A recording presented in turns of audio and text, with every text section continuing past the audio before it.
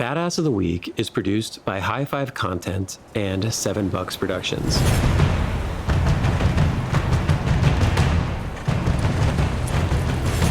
Asia Minor, 800 BC. The sandy shores of Ilium are painted crimson. The sea itself choked with blood and shattered timbers. The Greek camp, a fortified city of tents and black ships, manned by thousands of armored, battle-hardened Spartan warriors, is a screaming chaos of death and destruction.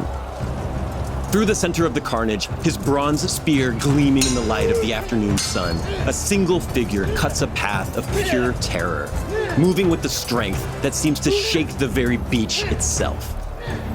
This is not a mythological monster. This is not a mindless brute.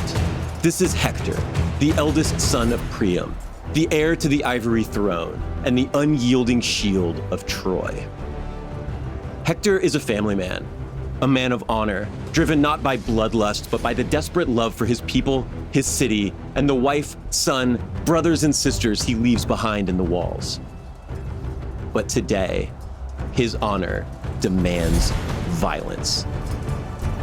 Clad in the magnificent shimmering armor and crowned with a great bronze helmet whose horsehair plume creates a terrifying, nodding shadow over the field, Hector fights with the protection of the sun god Apollo and the concentrated fury of the war god Ares, his wild eyes flashing with martial zeal. The great Greek heroes, legends of an era, turn and flee before the sight of his advancing fury. Hector lowers his shield and crashes through a wall of interlocking bronze, scattering his enemies before him. The son of Priam has a singular, devastating purpose. Cleaving his foes before him, shaking off wounds that would fell lesser men, Hector scales the redoubt and begins his final, desperate charge for the black-hulled fleet of the Achaeans. He is close enough to smell the pitch on their timbers. He ignores the arrows and spears that glance off his shield and drives his men forward. This is Hector, the Lion of Troy. And if he can set these ships on fire today, the Greek army burns with them, and his city will live to see another sunrise.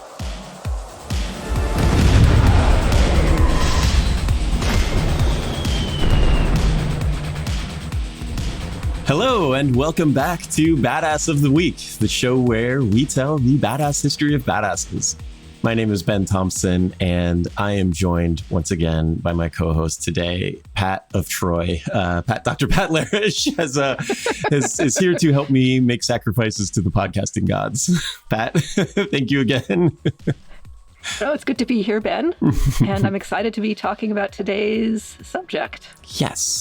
Yes, when we saw that there was an Odyssey movie coming out, Christopher Nolan's doing the Odyssey. So we were like, we've got to talk about that. And we've got to have, that's got to be a Ben and Pat episode. It's got to be, yes.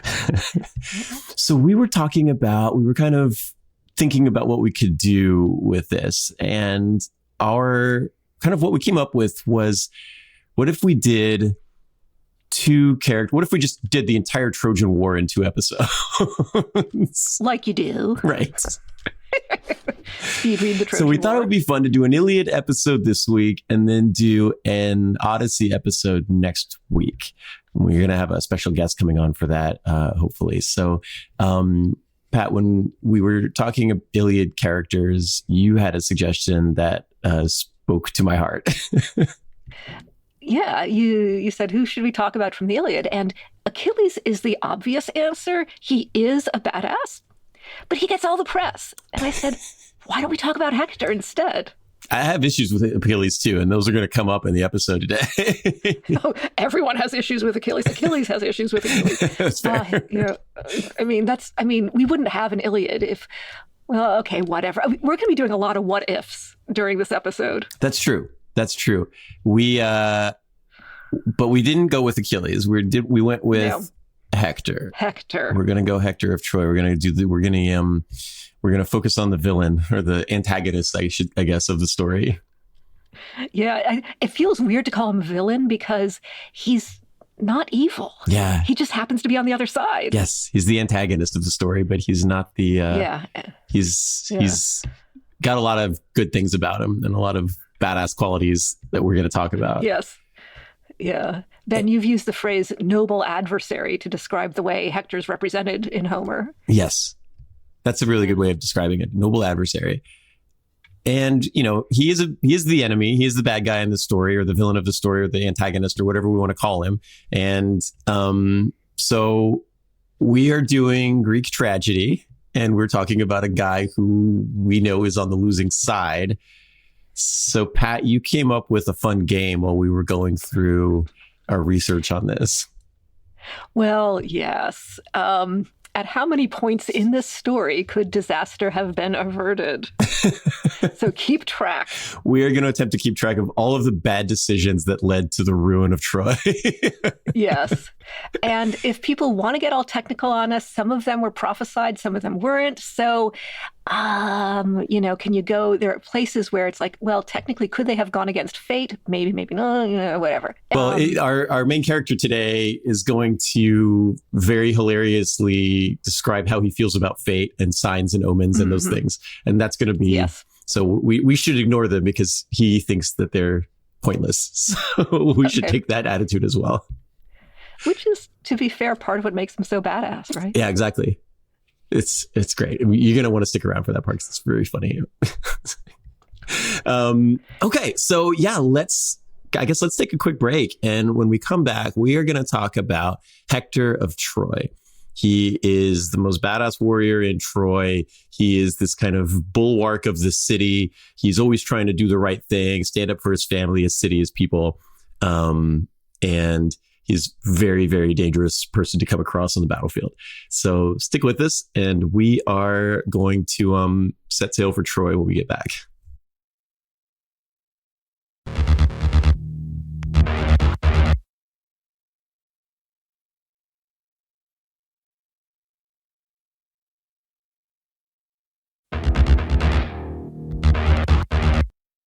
All right, welcome back to Badass of the Week. I am here with my co-host, Dr. Pat Larash. And Pat, Hector, at the beginning of this saga, Hector's got it pretty good. He does, yeah. He is a prince of Troy. He's one of many princes of Troy. King Priam has many, many children. He's famous for having many, many children. There's yes. King Priam is, anyway, he gives his name to the word priapism, which is like, you know, consult a doctor if it lasts more than 4 hours.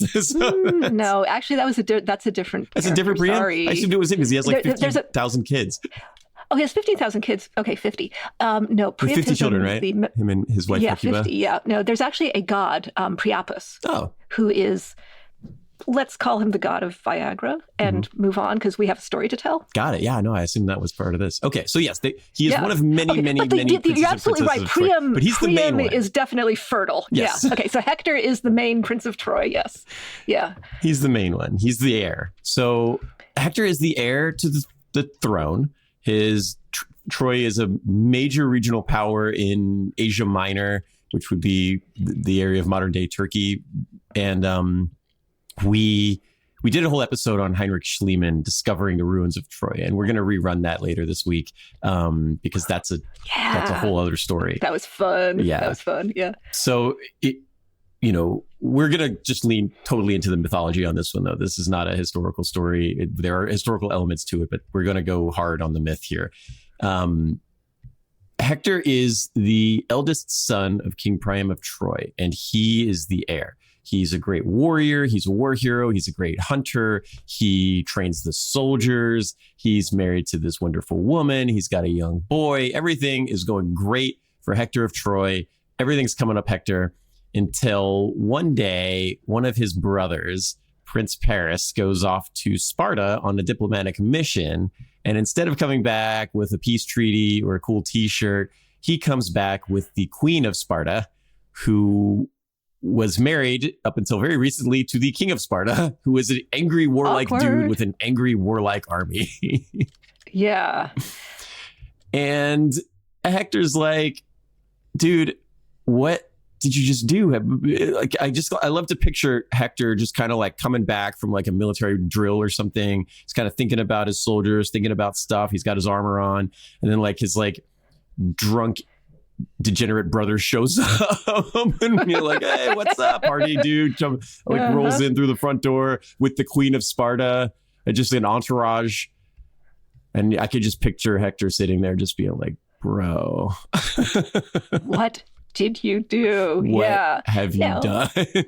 Yes. Who is that? Is that who I think it is? Because yes. she's wearing the crown that makes me think it is. Mm-hmm. Now, to be fair, this is mythology, and you could say that it's maybe not completely Paris's fault. There is a story, which you don't have in the Iliad, you get this from other authors. There is a story that there was an omen at the birth of Paris that he would destroy Troy when he reached age 30. So his parents changed his name to Alexander and sent him away to the countryside to be raised by a shepherd because, as everyone knows, you can totally get around prophecies like that. Never fails. Never, absolutely never. So, I mean, he's had a very different upbringing. No wonder he doesn't behave like other Trojan princes. And he should have just leaned into the whole shepherding life. He should have just stuck to hanging out in the countryside, playing his flute, eating olives, having a good time with his wife, Oinone. Oh, he's married when he steals. Yeah, details. When he details. Gets together with Helen. Yeah.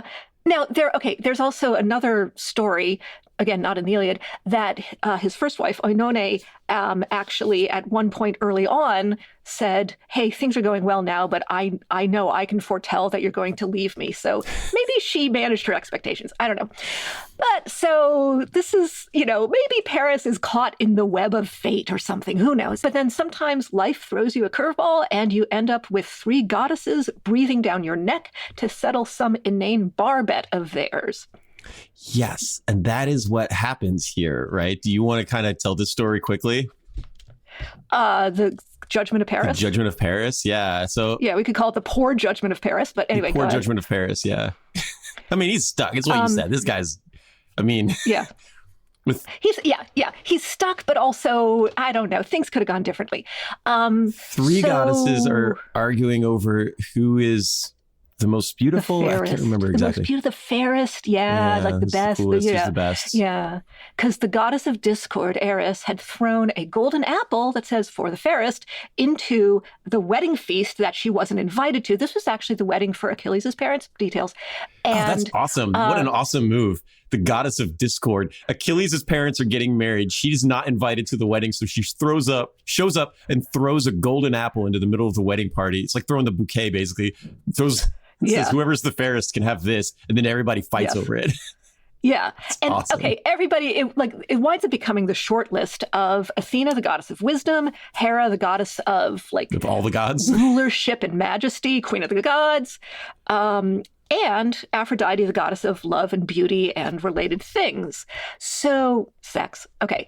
And the goddesses are bickering because you can't have mythology without bickering gods or deities. And I actually forget how they settle on Paris, but these 3 goddesses show up and say, okay, we have an apple. You have to choose one of us. And what a Paris, thing, man. What a decision here. Which 2 goddesses would you like to piss off the most? Oh, yeah. Because they're all in charge of pretty important things that are going to matter to your day-to-day life. I mean, you could just never go in the ocean and anger like the goddess of the ocean or whatever, but wisdom, love, and the queen of the gods. Pick one. This is so above his pay grade, but maybe in some alternate timeline, he could have gone to a local blacksmith and said, hey, could you melt down this apple and make 3 little apples so we could share it all around? Oh, Solomon. Yeah, that would have been a good move. So he has to choose. He gives it to Aphrodite. Okay, they all offer him various prizes and whatever. Athena says, oh, I'll make you the world's best general. Hera says, I'll make you the king of an important place. Aphrodite says, I will make the most beautiful woman in the world your wife. And at this point, he should have just said, oh, Oinone is the most beautiful woman. I'm already married to her. So, This is one of the times that disaster could have been averted. Oh, there's so many ways. Okay, but still, hashtag the fates. Okay, so he gives the apple to Aphrodite, and then this whole thing gets set in motion where he goes to Sparta and shows up with, basically comes back home with Helen of Troy, the most beautiful woman in the world. Yes, who was Helen of Sparta up until very Helen recently. Of Sparta at the time, yes. Helen of Troy. Yeah. And she was a cousin of Penelope, Odysseus' wife. Fun fact. I didn't know. Yeah. Okay. Everybody's related in these stories. Yeah. And back when Helen had married Menelaus, she had so many suitors because she was so beautiful. And the way to avoid a war breaking out originally was that her father made all of her suitors swear an oath that no one would steal her away. And if someone did steal Helen away from whoever she actually chose as her husband, all of them had sworn this pact to defend her and get her back. So it's like NATO. So, yes. It's like NATO over a girl. Okay. Wife theft, yeah. So Article 7 is engaged and 1,000 Yes. ships are launched. Yes. Okay. And now Paris at some point must have known this, or somebody knew. Hector probably knew about this deal. Yeah, probably. And so Hector's sitting there and he's watching Paris show up with the Queen of Sparta. And he's like, NATO's going to be pissed, man. We're in big trouble. Yeah. So the Greeks are on their way. They're going to come. They're not going to just let this one slide. They're going to come back and beat you up until they get their queen back. So Hector, as the prince, he kind of finds himself with an interesting choice now. Throw my dumbass brother to the wolves, or strap on a terrifying bronze helmet and defend my homeland against a literal armada of Greek warships. So I feel like some people would be more than willing to just like let their, family members suffer for the sake of saving your people. I guess this is like part 2, like number 2 of like disaster could have been averted. But Hector does what I think most of us can relate to. And he was like, yeah, I know he's an idiot, but he's family. And I guess it's time to rally the troops. Can't just hand him over to these guys. So anyway, he's the Prince of Troy and she's here now. So let's mobilize the troops. And when the Greeks arrive, the walls of Troy are very heavily fortified by a motivated and well-drilled, well-led army of Trojan warriors. So the story of the Iliad begins after 9 years of war. We're in the 10th year of conflict here, which is impressive amount of time. Unthinkable. Yes. Yeah. Hector has been holding the line for 9 years, which by itself is amazing. It's interesting to think that the treaty was over like who should marry Helen, yet an entire generation is being killed over this. And nobody's kind of at some point been like, I'm probably just going to go home. Yeah. But the Greek fleet hits the beaches of Troy. They bring just shiploads of mythological heavy hitters, famous warriors, people who have like accomplished carrying magic weapons and who have accomplished like mythological quests. But Hector is an immovable object blocking their path through the gates of Troy. He is not just fighting. He's not just commanding. He's on the front line. He's fighting. At one point, Agamemnon says to Menelaus, even great Achilles shrinks from encountering this man in combat. I think my favorite quote about Hector in the early days is Hera, the queen of the gods. She says, daughter of Zeus, can you and I look on without a final effort while the Achaeans perish? For that they will, and miserably too, mowed down by a single man. See what he has done to them already. Hector, son of Priam, rages with intolerable fury, and there is no stopping him in his mad career. Wow. So when the queen of the gods and the goddess who is literally the goddess of military strategy. Yeah, because she's talking to Athena there. Yeah. And they're like, what are we going to do about this guy? He's kicking her ass. So, the story itself takes place towards the end of the Trojan Wars, where the Homeric epic begins. But he has been already holding the line for a long time. Now, war is raging and people are starting to get tired of it. And we've got to figure out how we're going to deal with this. And so Hector one thing that we're going to come across repeatedly with Hector is that he is this noble adversary. He is like a heroic character who is trying to do things the right way.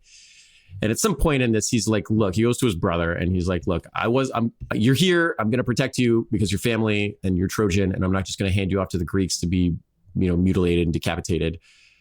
But you did kidnap this man's wife, and you should just duel him in a single combat to settle this. That would solve all this problem. Nobody else has to die.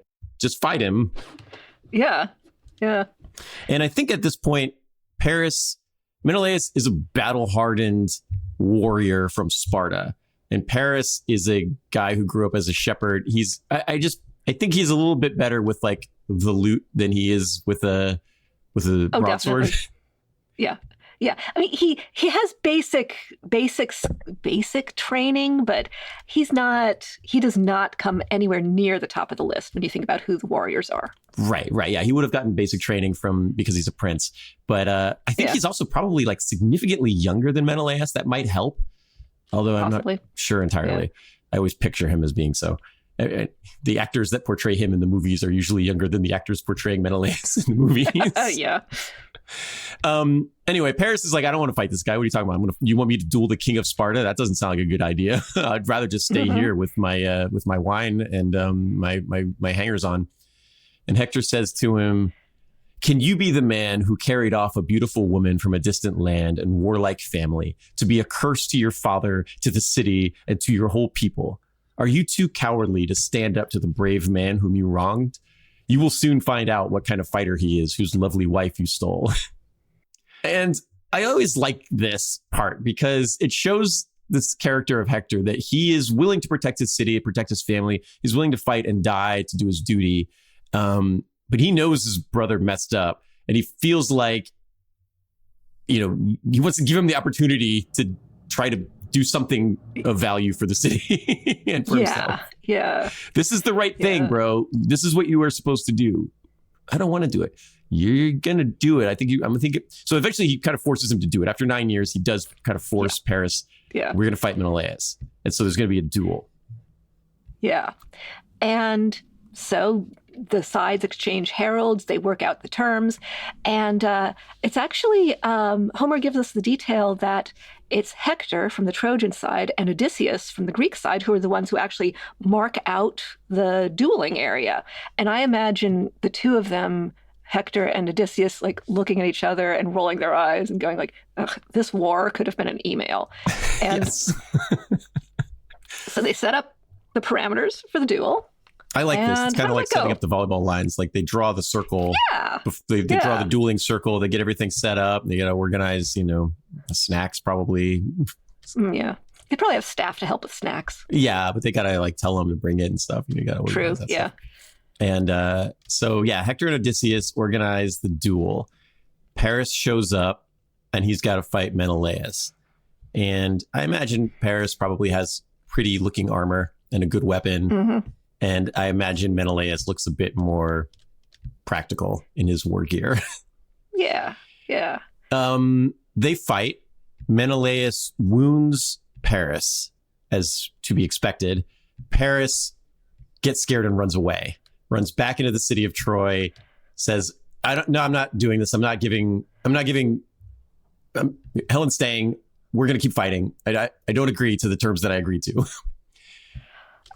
This guy is, yet another time that this could have been a disaster, could have been averted. Yeah. I feel like at any point in time here, he could have just said, sorry, Helen, you got to go. I really can't sacrifice tens of thousands of my people for our relationship. Yeah. I love you. I will miss you. You can write me letters. But it's not you, it's me. Yeah. Okay, so the duel fails. Mm-hmm. It does not accomplish. The duel fails, and Hector's like, okay, I mean, this guy, but I guess we're going to have more war. Yeah. And so Hector's wife, Andromache, she's understandably upset. She'd been hoping that maybe she'd get her husband back safe and they could have sort of a calm existence for a while. And Andromache, Hector's wife, um, okay, she does not want Hector to go back to battle. She's like, no, please stay here, stay inside the city. We'll come up with some reason. We'll justify this somehow.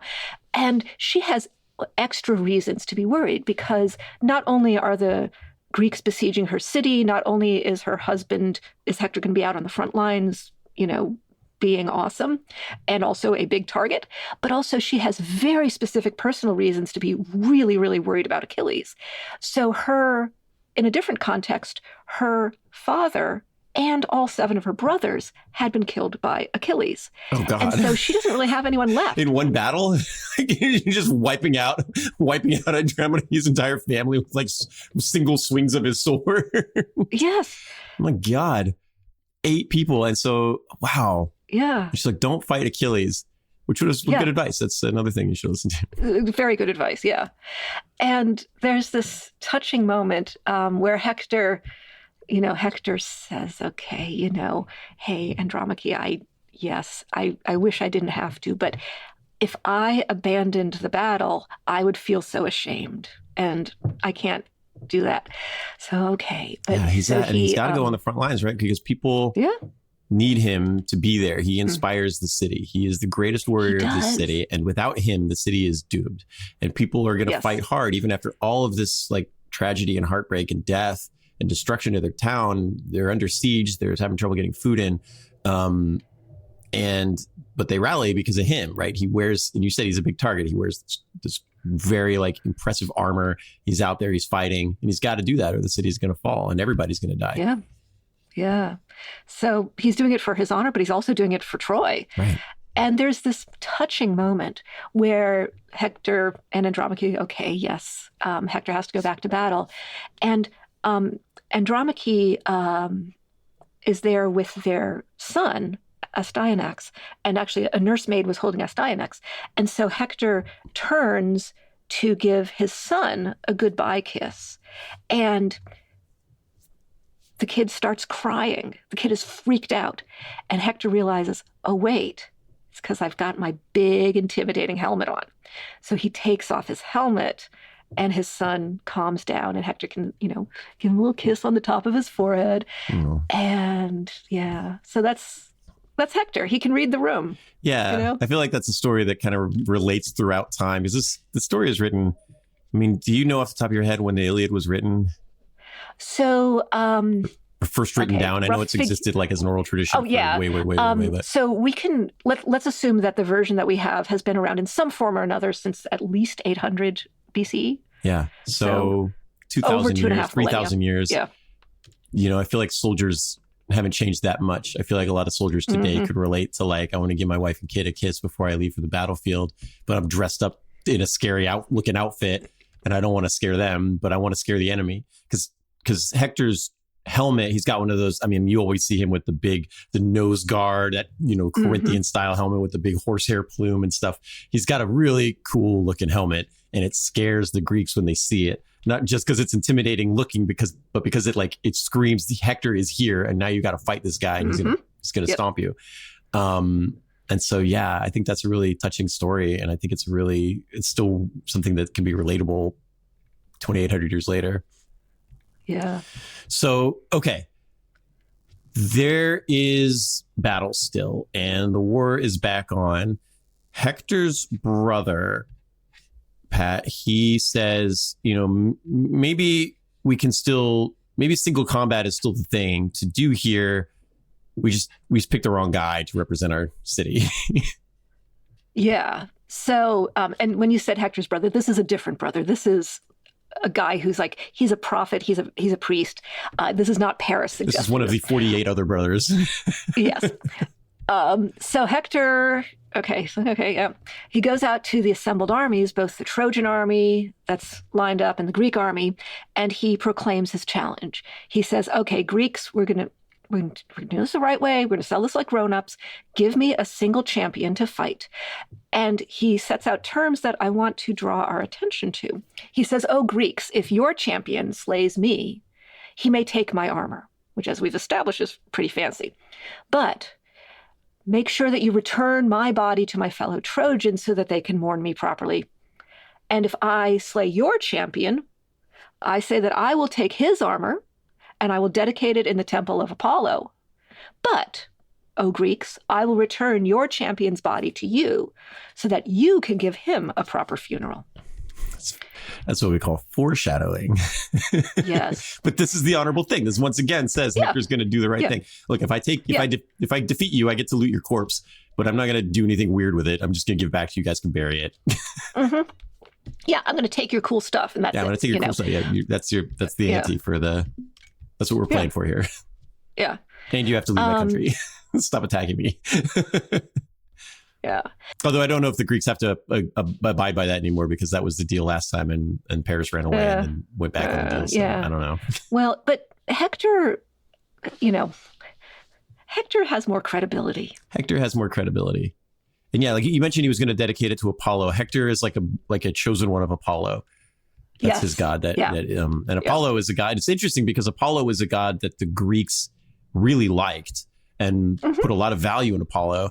And it's a weird thing with the Trojan War, where you'll see gods fighting on both sides of this battle, of this war.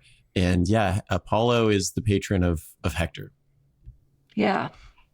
So who are the Greeks going to send out to fight Hector? Hector is a much better warrior than Paris. At first, Menelaus wants to be the champion because it's his beef after all, right? Right. And for some reason, Agamemnon, who's the overall general of the Greeks and also Menelaus' brother, tries to talk Menelaus out of it. He says, no, Menelaus, Hector is way out of your league. You are so poorly matched.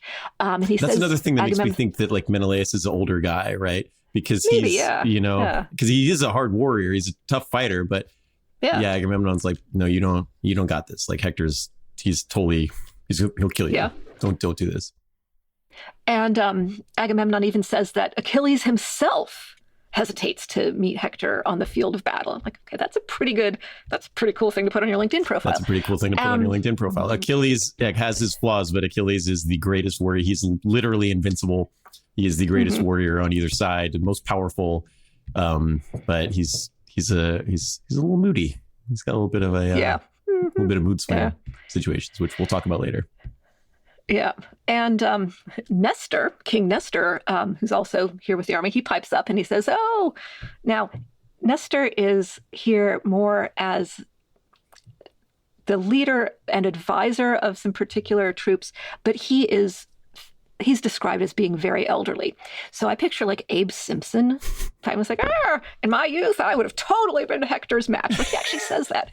Now, okay, cool story, bro, but we're not back in your youth. So, okay. So you can just go imagining that, whatever. I'm not sending old man Nestor out there to fight Hector. No. He's enjoying his memories. And however, 9 Greek warriors, and I'm assuming this is aside from Nestor, actually do volunteer to be the champion, even though they know this could be very, very risky. And one of them is a guy named Ajax. There are actually 2 Ajaxes. This is Ajax the Greater. And they pick him because of the 9 guys. They pick them by lot. They put their names in a helmet and draw that out. But the narrator says, well, Ajax is the champion that people were actually hoping would get picked anyway. So this is Ajax. Yeah, it's fate. Yes. Hector is okay, and Hector's following all this, and there's a moment where Hector's nervous. He recognizes, okay, I really don't want to be doing this, but he also recognizes that he can't back out. Right, and that's another thing that kind of humanizes Hector. He doesn't want to fight Ajax.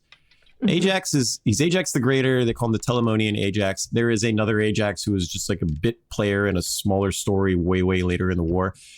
This is the Ajax. And he is a giant. So he's described as kind of being humongous and powerful. He picks up boulders with one arm and throws them and stuff. He's going to do a lot of rock throwing, like giant rock throwing. Yeah. But Ajax is generally described as being like a big dude, tall and wide and strong. And so this is something that, like, even though Hector is a very skilled warrior, when they line up on the battlefield, Ajax, I picture being like a head taller than Hector. Yeah, the laws of physics are not in Hector's favor.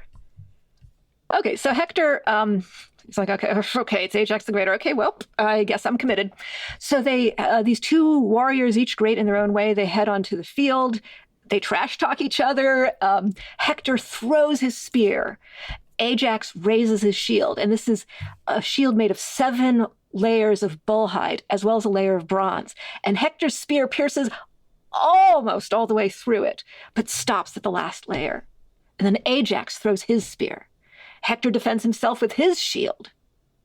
But Ajax's spear pierces all the way through and actually rips Hector's tunic. Wow. Ajax is a strong guy. And Ajax's shield is supposed to be like huge, right? It's like 7. Oh, yeah. It's like giant bronze shield. It's like 7, what was it? 7 bulls? Bull hides. 7 layers from 7 different bulls. I think it was like, it's important to mention that there's, I picture it looking like, huge. I picture it with like 7 different like patterns of cowhide, you know? Sure. Yeah.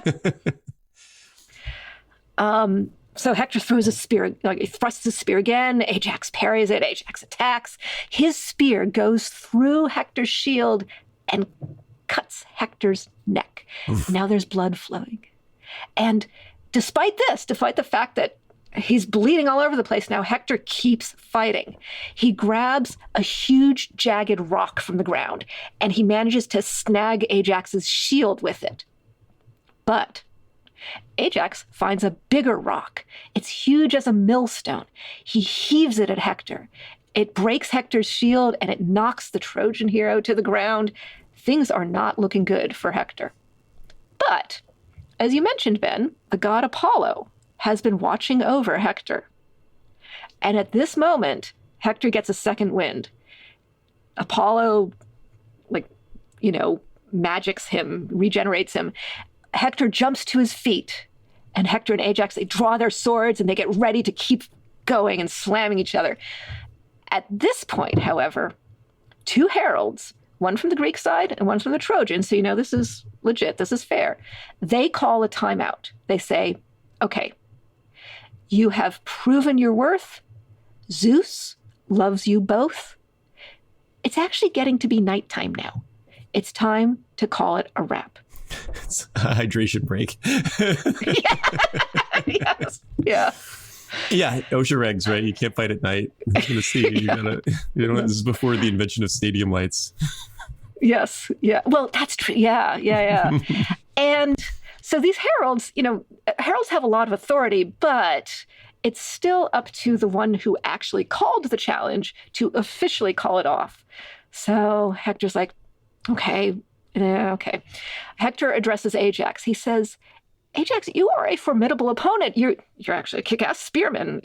Let's meet in battle again sometime, and may the gods judge between us. For now, let's part as friends. And so they exchange gifts. This is a thing that enemies can do on the Homeric battlefield. Hector gives Ajax his silver-studded sword.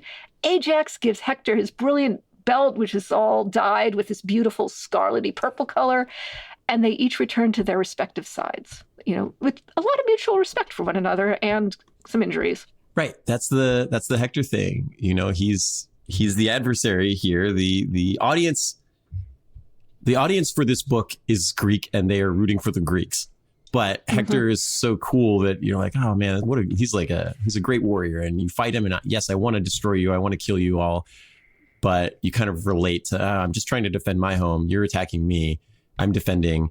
And I'm going to try to do everything the right way, in the honorable way. And I think that's pretty cool. So, okay. There is an interesting thing about the Iliad that I think some people might not recognize, but a huge portion of the Iliad is actually just takes place in a single day. Yeah. Several books of the Iliad are describing a single battle that happened over the course of a single day towards the end of the siege of Troy. Yep, we're in the 10th year of a war, but we are zoomed in on a very small slice. On an afternoon. And that battle begins with Achilles being sad. Achilles gets into an argument with his leadership over some silly things, and he decides he doesn't want to fight anymore. He's going to retire to his tent, and I'm not going to fight anymore. I'm done. I'm too angry and sad to fight you guys. So he goes to his tent and leaves the battlefield. And Hector says, I don't know what's going on over there, but this is our chance. Everybody follow me. We're going to attack the Greeks while Achilles has withdrawn from the battlefield. And so he sees his opportunity, he sees his opening, and he goes for it. He leads the attack. He's smashing his way through the Greek army. He gets to the walls of their encampment. He smashes his way through those. He's going not just for their encampment, he's going for their ships.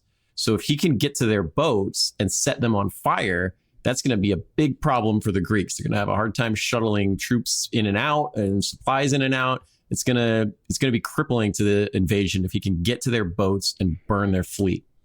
Now, okay, he's leading this attack. Things are going well. The Trojans have caught the Greeks by surprise. The Greeks are like the same thing. Why Troy needed Hector on the front lines. The Greeks are looking around for Achilles' badass armor, and they're like, "Where's our dude? Where is he?"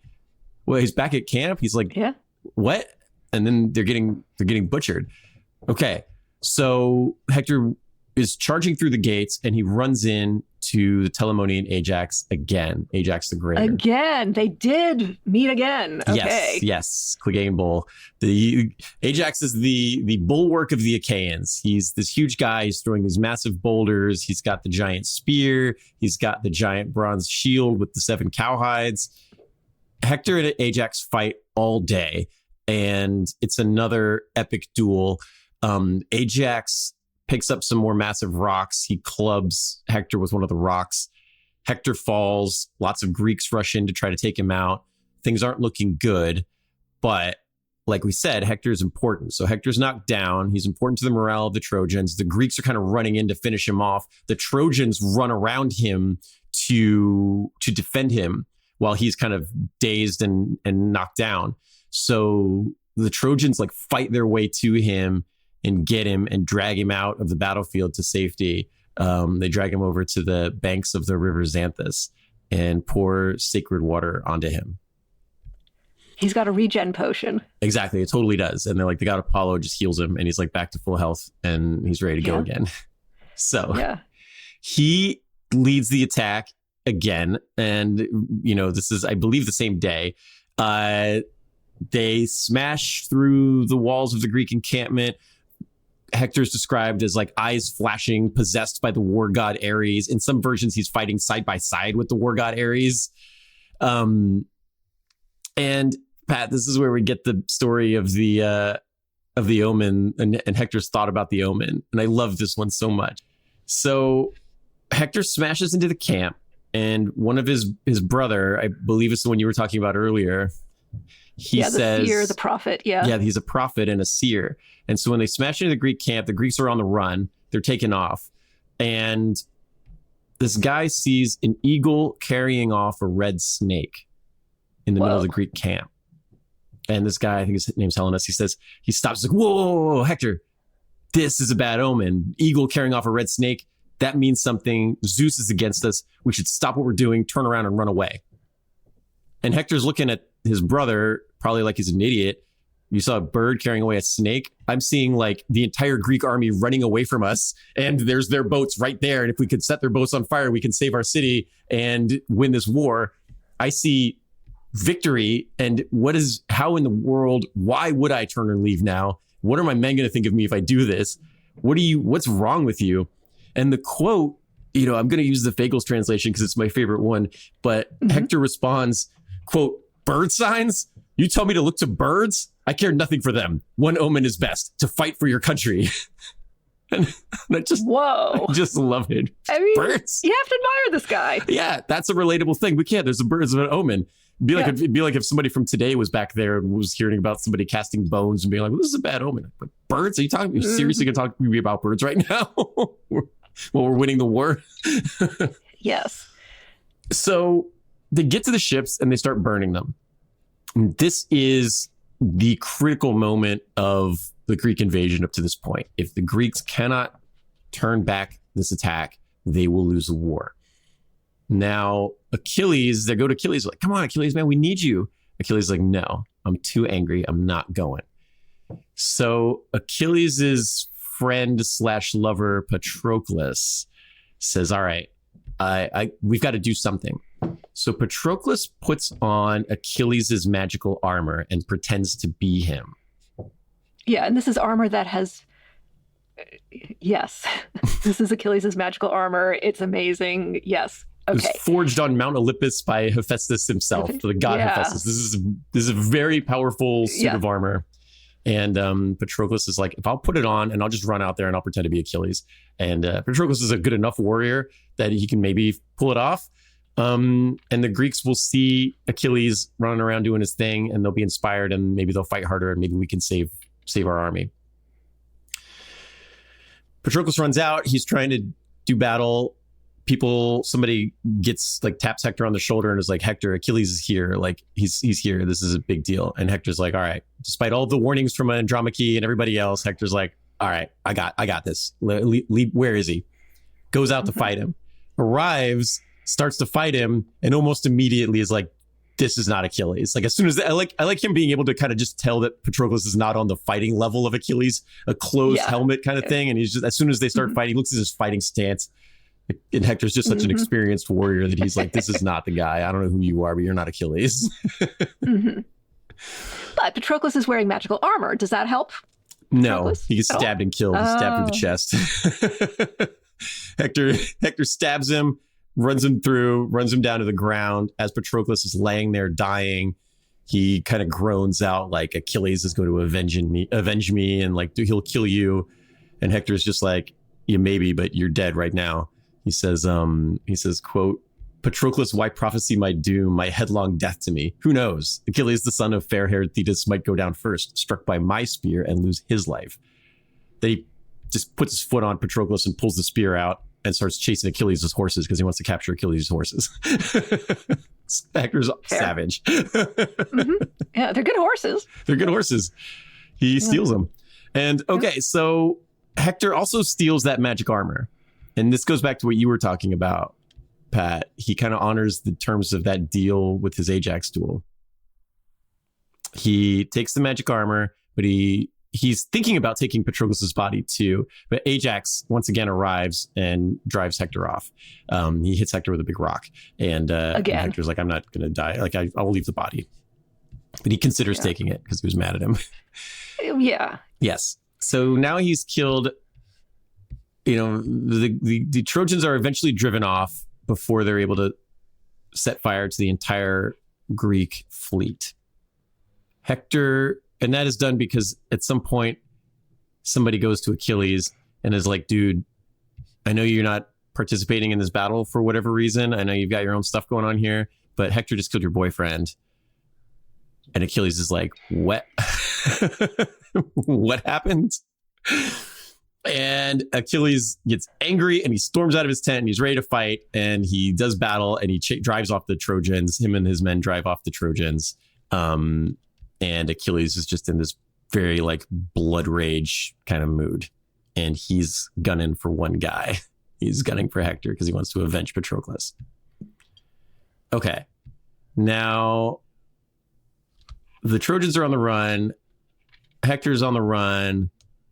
And Achilles eventually, Pat, I think it becomes where they are in a situation where they're maybe going to have a duel or a one-on-one battle, or they engage each other or something. They're facing each other. They're definitely facing each other. And it's clear that it's between these two. Yeah. Yeah. This is kind of the battle for the fate of Troy. And it's Hector, and Achilles is across from him. Hector looks at him, sees his armor. Hector's wearing Achilles' magical armor now. And Achilles is wearing probably some new kind of armor. And, also made by the god Hephaestus. And Hector takes one look at this guy. He sees the fighting stance. He sees the fighting style. He's like, this is Achilles. And Hector does a very relatable thing when he realizes he's about to 1v1 Achilles. Does he run away? He runs away. It's like, I'm not doing that. I'm out of here. Yep. And that would be that is a wise decision. Honestly. Yeah, live to fight another day, man. Don't do it. You don't want to fight this guy. He's so angry He's such a great warrior. He's literally invincible. And he has it in for Hector personally. He wants to personally destroy you as horribly as he can. And he's killed all your brothers-in-law and your father-in-law. Mm-hmm. And your wife literally just begged you not to fight him. So don't fight him. And so they're outside the walls of Troy, and people are watching from both sides, and Hector just takes off. He's running.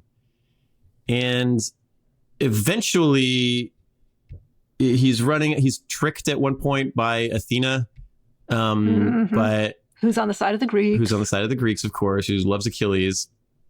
She tricks him, makes it look like his brother's there to help him fight. So he stops and he's going to fight Achilles. But then he turns around and realizes that his brother's not there. It was an illusion. It was a magic from Athena. So he's got to fight Achilles by himself.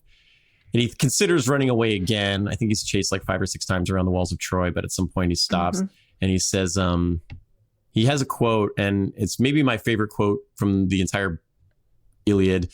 It's the quote I opened the first badass book with, because I feel like it encapsulates a lot of what I talk about with a lot of what we talk about with this show. He says, "My doom has come upon me. Let me not then die ingloriously and without a struggle, but let me first do some great thing that shall be told among men hereafter." And it's like, all right, we got to do this. Yeah. Got to fight him. Gotta do this. I'm going to fight him. And they battle. It's a hard fought battle.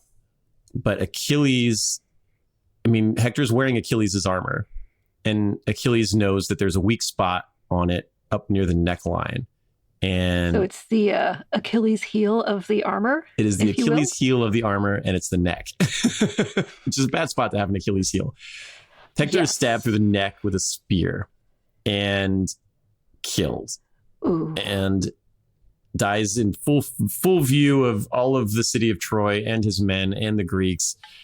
Achilles is a kind of a dick, and he uses that war belt that Hector won from Ajax, that beautiful the nice war belt, purple one. Oh yeah. Yeah, he strings it up to Hector's ankles and drags his dead body around the walls of the city in a chariot, driven by those horses that Hector tried to steal. So Achilles was so angry about the Patroclus thing that he does not do the thing that Hector was hoping he would do and turn the body over. He rides it around the walls of the city, screaming and yelling about how awesome he is. Yeah, dragging Hector in the dust and dishonoring. I get that he's a great warrior, but he's a bad person. Yeah. And so so Hector is dead, and Achilles is dragging him around whatever. And King Priam of Troy is heartbroken, obviously. Not only is his city basically completely vulnerable now, but also he's lost his son and heir. And Achilles, this totally unhinged guy, is dishonoring his corpse. So Priam, who is, he's way past his fighting prime, he decides that he is going to go and beg Achilles to return Hector's corpse. And this is one of the most tense and somber moments of the Iliad. Achilles originally wasn't going to give it back. We've seen the state of mind that Achilles is in. And it actually takes several goddesses, including Thetis' mom, to intervene and persuade Achilles to be open to the idea of giving back Hector's corpse for a ransom. And elderly King Priam of Troy, he beseeches Zeus to help him get Hector's body back. Zeus sends an eagle omen. This is a favorable one.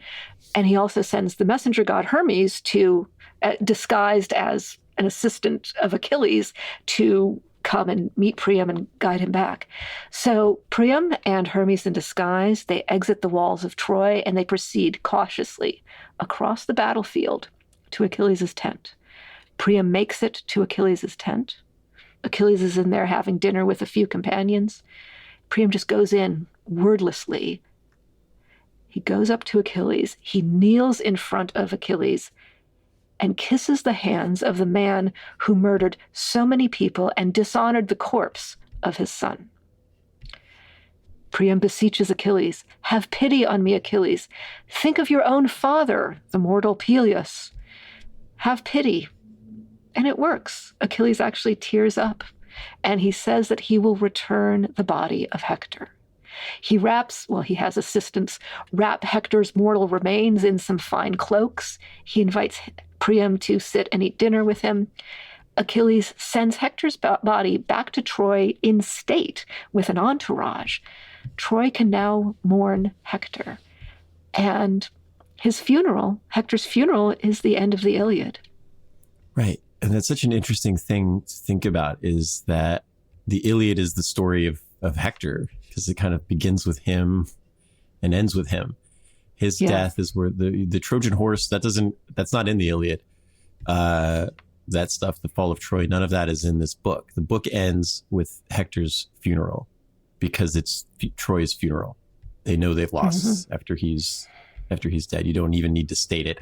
Everybody knows that the war is over once Hector is dead, and everything else is just kind of details. It's and it goes badly for Troy, which we are going to see when we do our Odysseus episode next week. Hector's wife Andromache will be enslaved. His son Astyanax is killed. Even Ajax the Greater gets into a dispute about some of who gets Achilles' armor after Achilles dies. It goes to Odysseus instead of Ajax. Ajax goes into a rage and starts attacking things, feels so guilty about it that he decides to kill himself. And to kill himself, he uses that silver sword that Hector gave him. We're not going to do the Aeneid, but Hector's cousin in that story is the founder of the Roman people, which is kind of a cool little thing that comes back for him. Paris, Hector's brother Paris, for all of his worthlessness, does a very wild thing at the end of it later on in the story and avenges Hector by killing Achilles, which nobody saw coming.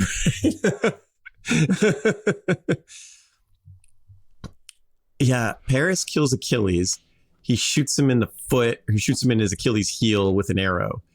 The one place on his body where he wasn't protected with immortality. Right. Finds out about the Achilles heel. He shoots him in it with a bow, and Achilles dies. And that kind of surprises everybody. Paris does eventually die. He's killed with an arrow tipped in the venom of a hydra, which is kind of a cool way to go out. Yeah, if you gotta go. Yeah. Then, we'll get into more of this when we talk about Odysseus next week, but Hector's an interesting guy because Achilles is remembered as a terrifying, selfish force of nature. He's the Incredible Hulk. But Hector is kind of Trojan Captain America. He is the ultimate defender. He is a noble warrior who tries to do the right thing at all times. He stands up for his family and his country and his people. And, despite, he's a very powerful and dangerous adversary, but he's also a kind of prototypical knight or loyal warrior, honorable warrior. He is. He's a role model. He's relatable. He's honorable. He has moments of doubt, moments of hesitation. So you can tell your kids listening to the story, hey, that point where Hector got nervous and actually left, but he came back. Be like Hector. Right. Power through your doubts. Yes. He doesn't fight for his personal glory. He doesn't fight because he loves killing or war. He fights for his people who need him. And he knows that it's kind of a doomed battle from the beginning, but he sticks to it and he fights. And that's pretty badass. Now, Pat, you had said sticking through your doubts and just being human. People are human, right? That could be the badass lesson that we can take from Hector. Be human. It's okay to have doubts, but ultimately it's the choice to keep going. Right. And he must have had doubts even from the beginning about whether what's the right thing to do here? Should I hand my brother over because he's messed up? I know he did, but is that the right thing to do? It doesn't feel like it. So yeah, it's okay to have, it's great to have doubts and fears. And they make us more powerful and more badass. So, okay, I guess that is our episode for this week. And we're going to pick up the story of the we're going to pick up the Iliad cycle, I guess, next week when we talk about our friend Odysseus, who the things are just going to go totally off the rails in weirdness. It is interesting how different these stories are. Mm-hmm. Yep, looking forward to it. Yes, that'll be a good one.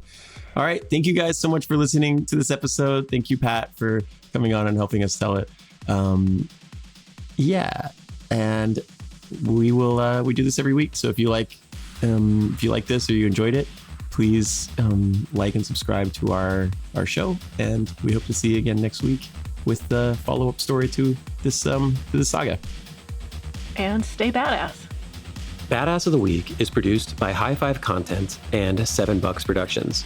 Executive producers are Dwayne Johnson, Danny Garcia, Andrew Jacobs, Hiram Garcia, Brian Gewirtz, Frankie Chaparino, and of course, me, Ben Thompson. Writing is by me and my semi-regular but always awesome co-host, Dr. Patricia Larash. Story editing by Ian Jacobs. Our mixing, music, and sound design is done by the incomparable Jude Brewer. Production support by Jean McHale-Waite. Badass of the Week is based on my website, badassoftheweek.com, where you can read all sorts of stories about other badasses. If you want to reach out with questions or ideas, you can email us at badasspodcast@badassoftheweek.com. If you like this podcast, please subscribe, follow, listen, tell your friends, and tell your enemies. And please leave us a review. If you want to support Badass of the Week, please check out our Patreon page. We'll be back next week with another one.